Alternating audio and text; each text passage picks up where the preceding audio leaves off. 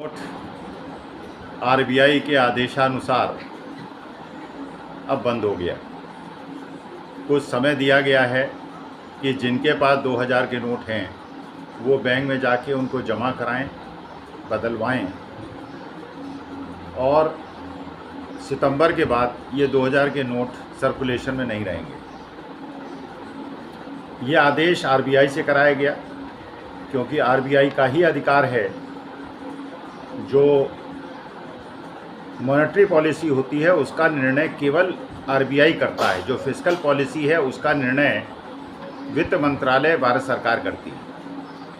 जब नोटबंदी हुई थी, डिमोनेटाइजेशन हुआ था, वो भी निर्णय मॉनेटरी पॉलिसी था और नियमानुसार उसका घोषणा आरबीआई गवर्नर को करनी चाहिए थी, लेकिन माननीय प्रधानमंत्री मोदी जी ने की। कहा गया कि जो 500 रुपये और 2000 रुपये के नोट लाए गए हैं ये ब्लैक मनी को कम करने के लिए लाए गए हैं। 500 और 1000 के नोट हटाए गए हैं और 1000 रुपये की जगह 2000 का नोट लाया गया है। तो ये कहा गया कि ये ब्लैक मनी को कंट्रोल करने के लिए लाया जा रहा है।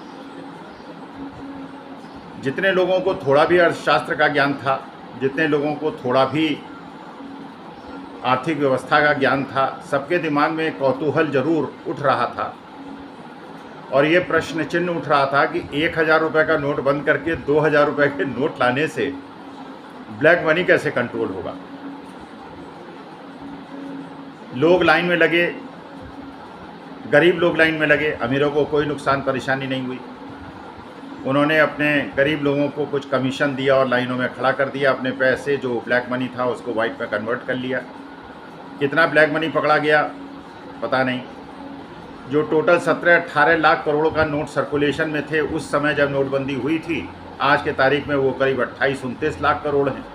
माने 30% नोटों का सर्कुलेशन बढ़ गया। तो ना तो सर्कुलेशन कम हुआ, ना डिजिटाइजेशन जिसकी बात की गई थी इसलिए किया गया है वो बढ़ा, या जिस गति से बढ़ना चाहिए था वैसे नहीं बढ़ा अगर मनी सर्कुलेशन बढ़ गया। और अगर ब्लैक मनी को ख़त्म करने के लिए वो डिमोनेटाइजेशन हुआ था तो क्या ब्लैक मनी ख़त्म हुआ? क्या स्विस बैंक में जो पैसे जमा कराए जा रहे हैं उनमें कोई कमी आई? पता चला कि उसमें भी बढ़ोतरी हो गई। और ये भी बहुत दिनों से देखा जा रहा था कि जो 2000 के नोट थे वो मार्केट में सर्कुलेशन से गायब हो गए थे, एटीएम में नहीं निकल रहे थे। इसका माने जो ब्लैक मनी होल्डर्स हैं उन्होंने उस पैसे को जमा कर लिया था और उन्हें अब ये मौका दिया गया है कि फिर गरीबों के माध्यम से, फिर झुग्गी झोपड़ी वालों के माध्यम से उन्हें लाइन में लगाकर अपनी सारे ब्लैक मनी को वाइट में कन्वर्ट कर लें वो, और उनको थोड़ा पैसा दे दें। दिहाड़ी अगर उनकी 500 रुपये पर डे की होती है, उन्हें 2000 रुपये दे दें और अपने रोज़ पैसे चेंज कराते रहें और सारे पैसे को वाइट में कन्वर्ट कर लें। ये मुझे लगता है कि मौका दिया गया। अब मैं बहुत सारे तर्क वितर्क सुन रहा हूँ, कुतर्क सुन रहा हूँ, टीवी चैनल्स में सुन रहा हूँ। ज़्यादातर लोग ये कह रहे हैं जो मध्यम वर्ग के हैं, अल्प मध्यम वर्ग के हैं, गरीब वर्ग के हैं, और नेचुरली वो ऐसा ही कहेंगे, हमारे पास 2000 रुपये का नोट नहीं, हमें क्या परेशानी। यही किसानों के साथ जब हो रहा था तो बाकी लोगों ने सोचा था ये किसानों की परेशानी है, हमें क्या मतलब। जब बच्चों के साथ ये हुआ कि उनकी जो अग्निवीर की योजना लाई गई, उनको 4 साल की नौकरी मिलेगी, 75% लोग अलग कर दिए जाएंगे और बाकी लोगों को एक्सटेंशन मिलेगा, तो बाकी देश की जनता ने कहा हमें क्या मतलब, हम थोड़ी प्रभावित हैं। जब शिक्षकों की बात आती है तब भी होता है हमें क्या मतलब, वो तो उनका मामला है। जब प्राइवेट सेक्टर में नौकरियां की छटनी होती है तो बाकी लोग कहते हैं हमें क्या मतलब, ये तो उनकी समस्या है। और समस्या सबकी है वास्तविकता में, इसलिए समस्या सबकी है कि हम लोग का अस्तित्व है भारतवर्ष, हमारा एग्जिस्टेंस है देश से। और अगर देश उन्नति करेगा तो हम उन्नति करेंगे, देश अवनति में जाएगा तो हम भी अवनति में जाएंगे। तो अगर हम उस महान वृक्ष की डाल पे बैठे हैं जिसको भारतवर्ष कहते हैं, और अगर वो पेड़ कमज़ोर हुआ तो हम कैसे मजबूत होंगे, ये तर्क मुझे समझ में नहीं आता। तो असली प्रश्न जो है वो ये है कि ये जो निर्णय लिया गया नोटबंदी का और बिल्कुल मार्केट में पैसा सुखा दिया गया जबकि इन्फ्लेशन पहले ही बहुत कम था, और मध्यम वर्ग, अल्प मध्यम वर्ग बैंकों की लाइन में लग गया। एमएसएमई ख़त्म हो गए, छोटे उद्योग ख़त्म हो गए, और जो बड़े उद्योग थे, जो डिजिटाइजेशन, जिनके बिना आपके यहाँ जाके 90% पेमेंट डिजिटाइजेशन से होता है, ऑनलाइन होता है, उन्हें फ़ायदा हुआ, और जो लोग कैश में डील करते थे उनको नुकसान हुआ। बहुत सारे विकसित देशों में, फ्रांस, जर्मनी जैसे देशों में, अमेरिका जैसे देश में भी कैश का प्रचलन है। सबको डिजिटाइजेशन के माध्यम से नहीं, और जहाँ डिजिटाइजेशन होता है, आप लोग भी जानते हैं, रोज़ सुनते हैं, इतना फ्रॉड हो गया, उतना फ्रॉड हो गया, फ्रॉडस्टर्स बैठे हैं, नकली उन्होंने एक्सचेंजेस खोल रखे हैं, और उनकी तो पौबारा है। जितना डिजिटाइजेशन होगा उतना जो न समझदार लोग हैं उनको मूर्ख बनाएंगे, उनका पैसा लूटेंगे। बल्कि मूर्ख लोग क्या, बुद्धिमान लोगों को भी मूर्ख बना लेते हैं डिजिटाइजेशन के माध्यम से। कैश में कम से कम जो आपके पास पैसा है, वो तो कम से कम आप कहीं भी जाके कोई सामान खरीद सकते हैं, लेकिन अगर एक बार आप डिजिटाइजेशन में लुट गए तो लुट गए। क्या ये देश के हित में है? क्या जो पहले नोटबंदी हुई थी वो देश हित में थी क्या? और उसका प्रभाव, उसका अच्छा प्रभाव हुआ या खराब प्रभाव हुआ, ये निर्णय आपके हाथ में। क्या उसके बाद से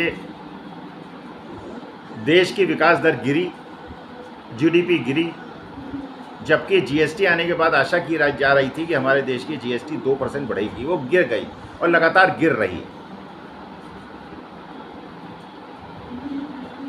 अब फिर ये तर्क दिया जा रहा है कि ब्लैक मनी को ख़त्म करने के लिए किया जा रहा है। और ब्लैक मनी ख़त्म इसलिए नहीं होगा कि फिर गरीबों और मध्यम वर्ग के माध्यम से वो नोट एक्सचेंज करा लिए जाएंगे, उनका पैसा वाइट हो जाएगा, और जो आपने इन 2000 रुपये के नोटों को छपवाने में 5 साल 6 साल पहले पैसा खर्च किया, वो डूब गया। तो उत्तर प्रदेश की एक कहावत है, खाया पिया कुछ नहीं, गिलास फोड़ा बारे आना। तो खाया पिया कुछ नहीं, लाए, जमाखोरों ने जमा किए और आपने बंद कर दिए। लाए क्यों जब बंद करने थे? और क्या आप ये पूर्वानुमान नहीं लगा सकते थे? क्या आप ये नहीं सोच सकते थे कि जब 2000 का नोट आप लाएंगे काला धन को ख़त्म करने के लिए? पहले तो वही एक प्रश्न चिन्ह में था कि ये आपकी नीति क्या है। और जब आपको पता था ये ब्लैक मनी लोग जमा करेंगे और उनका पैसे का ले जाना संभव होगा और जमा करना संभव होगा, तो आप लाए क्यों थे और फिर आपने बंद क्यों कर दिया? फिर लोगों को लाइन में लगा दिया, एक बार कोविड की लाइन में लगाया, एक बार नोटबंदी की लाइन में लगाया, आप 2000 के नोट पे लाइन में लगा दीजिए। अब सुबह से हम परेशान हैं, कहाँ भैया, पिछली बार मेरा 5000 रुपये का नुकसान हो गया था, बाकी नोट तो हमने चेंज करा लिए थे। अब वो कहीं पत्नी को कहीं कुछ गिफ्ट मिली होगी, कोई नेक मिला होगा, वो उन्होंने कहीं दबा के रखा हुआ था, बाद में पता चला कि बाकी तो हमने चेंज करा। अब हो सकता है और पूरी अलमारी खंगाले तो 2-4 हज़ार रुपये और मिल जाएँ। अब सुबह से हम लगे हुए हैं, रात में नींद नहीं आई। भैया एक नोट भी अगर कहीं छिपा रह गया तो हमारा तो 2000 का नुकसान हो गया। 2000 में तो मैं 10 किलो सेब खरीद लूँगा और खा लूँगा, अपना सेहत बना लूँगा। एक 2000 का नोट हमारे लिए तो बहुत बड़ी चीज़ है। तो एक मैंने सुना था, एक पुराने ज़माने में मोहब्बत बिन तुगलक होता था, किसी प्रकार के निर्णय लेता था। कभी वो चमड़े के सिक्के चलाता था, कभी मुद्रा बदल देता था, कभी राजधानी बदल देता था, ऊल जलूल निर्णय लेता था। अरे आर्थिक अर्थशास्त्र के जो निर्णय हैं वो लंबी रणनीति के तहत प्लान्ड वे में होते हैं। एक दूरगामी निष्कर्ष आपके सामने होता है और उसके बाद स्टेप बाय स्टेप उस तरफ बढ़ते हैं। अगर आपको अपने स्टेप बीच में बार बार बदलने पड़ रहे हैं, इसका माने आपने जो पहले रणनीति बताई थी वो आपकी गलत थी। आपने नोटबंदी की, फिर पता नहीं 200-300 उसमें आपने रद्दोबदल की, रोज़ परिवर्तन करते रहे, अब ये होगा, ऐसा होगा, नहीं होगा, वैसा होगा। कोविड में आपने 200-250 परिवर्तन किए, और अब आप ये 2000 का नोट ले आएँ, अब इसमें भी परिवर्तन करेंगे, फिर इसमें रद्दोबदल करेंगे, संशोधन करेंगे। इसका माने ये निर्णय जो हैं क्या आप सोच समझ के करते हैं? और सोच समझ के नहीं करते तो आपसे तो अपेक्षित यही है, बाकी आपको कौन सा हल चलाना है, कौन सा आपका बीज बोना है और फसल काटनी है, कौन सा आपको कुछ करना है। आपको तो केवल नीति बनानी है। और जो माननीय लोकसभा, राज्यसभा और विधानसभा, पता नहीं किन किन सदस्यों को हम लोग अपना वोट देके चुनते हैं, उनसे यही अपेक्षा करते हैं कम से कम नीतियाँ सोच समझ के बनाइए। और नहीं आप में सोच समझ पाते तो कम से कम किसी से राय ले लीजिए, अर्थशास्त्रियों से ले लीजिए, फाइनेंशियल एक्सपर्ट से ले लीजिए, बैंकिंग एक्सपर्ट से ले लीजिए, आरबीआई गवर्नर, किसी ऐसे आदमी को बताइए, बनाइए जिसको अर्थशास्त्र का कुछ ज्ञान हो। जैसे रघुराम राजन थे, जैसे उर्जित पटेल थे, ऐसे लोगों को बनाइए। क्योंकि शेयर मार्केट हो या इकोनॉमी हो, वो कभी भी इस प्रकार के परिवर्तनों को और संशोधनों को और जो एक संशय की स्थिति बनती है उसको पसंद नहीं करता। वो कंटिन्यूटी चाहता है, वो स्थिरता चाहता है। वो चाहता है कि जो आप निर्णय लें वो स्थिर निर्णय हो, जिसे मान के चलेंगे ये निर्णय अब स्थिर हैं, ये 2, 4, 5 साल, 10 साल, 50 साल रहेंगे। लेकिन आप बार बार निर्णय लेते हैं, फिर उसमें संशोधन करते हैं, फिर उसको वापस लेते हैं। इसे शेयर मार्केट भी पसंद नहीं करता, इसको इंटरनेशनल फाइनेंशियल मार्केट भी पसंद नहीं करता, और इसको भी कोई भी अर्थशास्त्री पसंद नहीं करता। तो ऐसा क्यों हो रहा है? इसके पीछे क्या ये एक निर्णय लेकर नैरेटिव को बदलने का प्रयास होता है? अब लोग जो है सारे के सारे चीज़ों को भूल जाएंगे, गरीबी को भूल जाएंगे, महंगाई को भूल जाएंगे और अपने नोट ढूंढने में लग जाएंगे। 2-4 दिन वो नोट ढूंढेंगे, उसके बाद उसे ढूंढ के बैंक की लाइन में लग जाएंगे। फिर वो बैंक अधिकारियों की पौबारे होगी, जिसको मनाएगा चेंज करेगा, जिसको नहीं मनाएगा चेंज करेगा। और गरीब आदमी जो है बैंक के बाहर डंडे खाएगा पुलिस के, और जो अमीर आदमी हो बैक डोर से बैंक से जाएगा और अपने 5-10 लाख रुपए एक्सचेंज करके चला जाएगा। और फिर कोई अट्टहास करके कहेगा कि लोगों की शादियां रुक गई, लोगों की बीमारी में पैसा नहीं करा पाए क्योंकि 50-60 हज़ार रुपये उन्होंने 2000 की नोट में रखा था, वो तो बैंक की लाइन में लगा हुआ था। तो वास्तविकता में पूरे विश्व में हमारे हिंदुस्तान के बारे में जो एक छवि बन रही है, ये हम निर्णय लेते हैं सोच समझ के लेते हैं, बिना सोचे समझे लेते हैं। और ये क्या एक सामूहिक निर्णय होता है या किसी 1-2 आदमी का निर्णय होता है?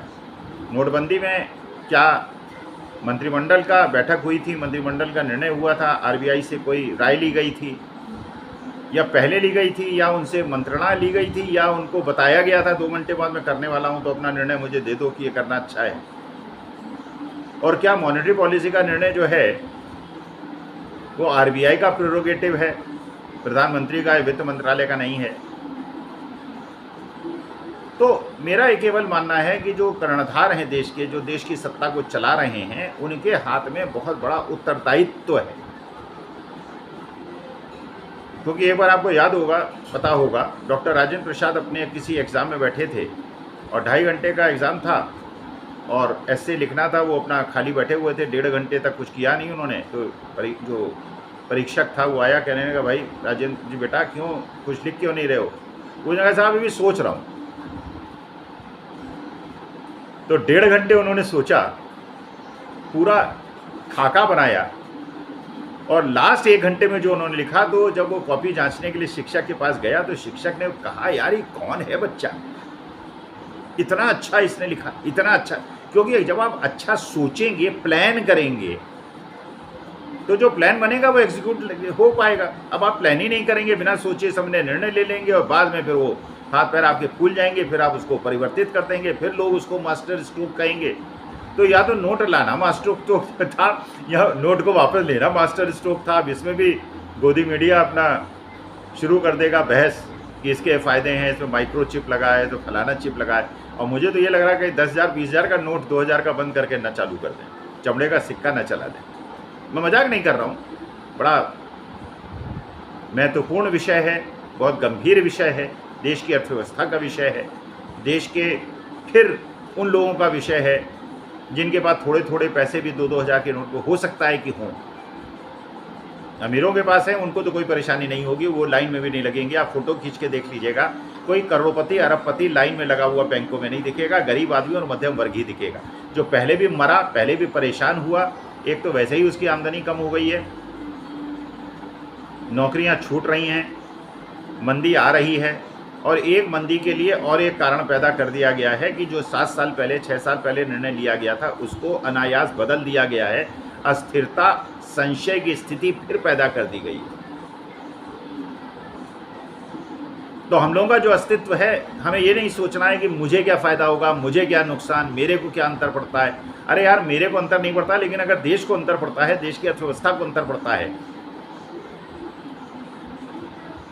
और देश के एक वर्ग को भी अंतर पड़ता है, जिस वर्ग को की जिम्मेदारी है कि देश की अर्थव्यवस्था को चलाए, चाहे उनका रोल कैसा भी हो, लेकिन कुछ तो रोल है। कुछ तो लेन देन उस नोट पे होता है। बिल्डर जो है अपने मटेरियल सप्लायर को देता है, मटेरियल सप्लायर अपने लेबर को देता है। बहुत बड़े गड्डियाँ लेके नहीं जा सकता, तो 2000 के नोट पे शायद उसने पैसे रखे हों, देता हो, अब वो नहीं दे पाएगा, वो तो बैंक में जाएगा, बैंक में जाके उसको एक्सचेंज कराएगा, तो उसका आधा तो समय उसमें जाएगा, पेमेंट सर्कुलेशन मनी का फिर रुक जाएगा, देश की अर्थव्यवस्था फिर गड्ढे में चली जाएगी। तो हमें अपने बारे में सोचने की बजाय सोचना चाहिए देश का हित क्या है। और जो लोग देश के कर्णधार हैं, जिनके ऊपर जिम्मा है कि वो नीतियाँ बनाने से पहले सोचें, तो क्या वो बिना सोचे निर्णय ले रहे हैं और हमें लाइन में बार बार लगा देते हैं और हम लाइन में लग जाते हैं। अब करें क्या, मजबूरी है। हार्डवर्क का असर देख रहे हैं, हार्वर्ड और ऑक्सफोर्ड तो गया पीछे, हार्डवर्क देख रहे हैं, ऐसा हार्डवर्क जिसमें हम लोग हार्डवर्क कर रहे हैं। अब गर्मी का मौसम है, मई 42-44 डिग्री का टेम्परेचर है, बैंक वाले ऐसे ही तो घुसने देंगे नहीं, वो तो एसी में अंदर बैठे हैं, हम लोग तो लाइन में लगेंगे बाहर, गरीब लोग, मध्यम वर्ग के लोग, और सितंबर तक बंद हो जाएगा, तब तक तो गर्मी रहेगी। तो बूढ़े लोग, महिलाएं, सीनियर सिटीजन्स सब लाइन में लगेंगे और फिर अट्टहास होगा, फिर लाभ गिनाए जाएंगे। पहले नोटबंदी के लाभ गिनाए गए थे, अब नोट वापस लेने के लाभ गिनाए जाएंगे। तो क्या करूं, दुख होता है, हंसी इसलिए आती है, बहुत ज़्यादा दुख बढ़ जाता है तो हंसी आती है। और थोड़ा बहुत क्योंकि अर्थशास्त्र पढ़ा है, थोड़ा बहुत फाइनेंशियल मैनेजमेंट पढ़ा है, देश की अर्थव्यवस्था को समझता हूँ, तो मुझे तो समझ में नहीं आ रहा है कि देश में हो क्या रहा है। आपको कोई समझ में आए तो कृपा करके मुझे बताइएगा, मेरा मार्गदर्शन कीजिएगा, मेरा ज्ञानवर्धन कीजिएगा। लेकिन मुझे नहीं समझ में आ रहा कि देश में क्या हो रहा है, और देश की स्थिति पूरे विश्व की नज़र में हास्यास्पद होती जा रही है, ऐसा मुझे लगता है।